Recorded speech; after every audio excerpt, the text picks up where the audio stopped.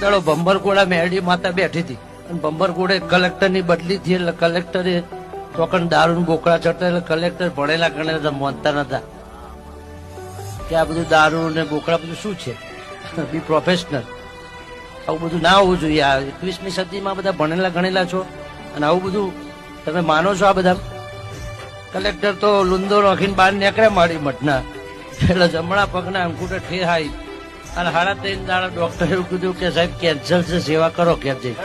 એટલે ગામડે ગામડે ભટક્યો, દવાખાને ભટક્યો, 1 વાર રિપોર્ટ 2 વાર રિપોર્ટ 10 વાર કરાયા તો એનું એ જ નીકળ્યું. અને ડોક્ટર કે હવે તમારો ઈલાજ થયો નહીં, છેલ્લા 2.5 મહિના બચ્યા છે, હવે તમારે જો દોડી પોકો તો દોડી પોકો. એટલે પ્રવીણ માળી જેવા અમારા જેવા કોઈ ભૂવા મળ્યા ભાઈ, એમને કીધું કે તારે બીજું કશું કેન્સર નહીં, કશું કોઈ નહીં, સુખ શાંતિ જઈ ફલોના ગામની મેલડી તને વળગી વળાઈ દે, કાલ હવાર કેન્સર મટી જાય.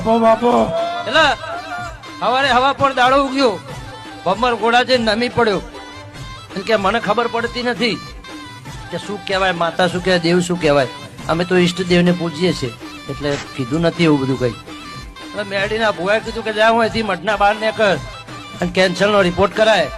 હા, 1 વાર ની 50 વાર કરાઈને જો નીલ ના લાવું મારું નામ ભમર ઘોડાની મેરડી.